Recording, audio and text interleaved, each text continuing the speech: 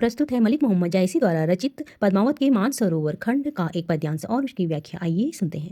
Server तीर पद्मिनी आई, खोपा छोरी केस मकुलाई, ससीमुख अंग मलय गिरी बासा, नागिनी छापिलीन चहुपासा। यह पद मलिक मोहम्मद जायसी की प्रसिद्ध रचना पद्मावत से लिया गया है। इसमें कवि ने रानी पद्मावती के सौंदर्य का ऐसा चमत्कारी वर्णन किया है कि पाठक आश्चर्यचकित और भाव विभोर हो जाता है। इस पूरे पद में नारी सौंदर्य, प्राकृतिक उपमाओं और भावनाओं की लहरों का ऐसा संगम है जो श्रृंगार रस को चरम पर पहुंचा देता है।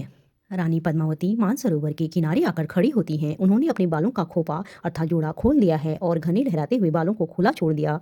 पद्मावती का चेहरा शशिमुख अर्थात चंद्रमा की तरह उज्जवल है और शरीर से मलयगिरी सुगंधित पर्वत की महक आ रही है। उनके खुले हुए काले केस नागिनों की तरह चारों ओर फैल गए हैं।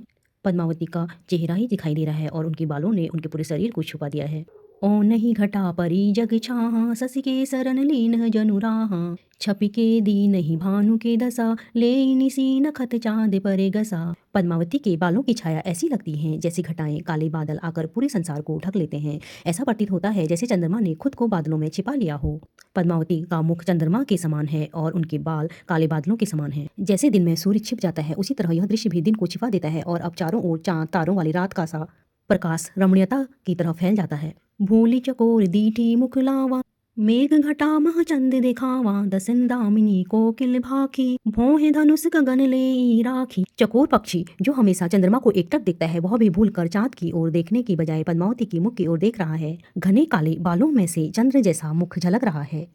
पद्मावती के दांत बिजली दामिनी जैसे चमकते हैं और उनकी बोलने की वाणी कोयल जैसी मधुर है। उनकी भौहें धनुष के समान हैं जो आकाश में तनी हुई प्रतीत होती हैं। नैन खंजन दुई केली करे ही, कुछ नारंग मधुकर रस ले ही। पद्मावती की दो आंखें खंजन पक्षी जैसी हैं। उनके स्तन नारंगी जैसे हैं जिन पर मधुकर मंडरा रहे हैं। यहाँ नेत्रों और अंगों के उपमाएं अत्यंत काव्यात्मक और श्रृंगारिक हैं। सरवर रूप विमोहा हिये हिलो रही ले, पाँव छुए मकुपाबो एहे मिस लह रही दे।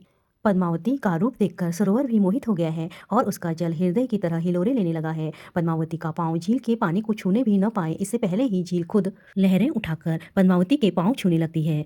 यह एक अत्यंत कल्पनाशील, भावनात्मक और श्रृंगारिक दृश्य है। प्रकृति भी रानी के सौंदर्य की पर मुग्ध हो गई है।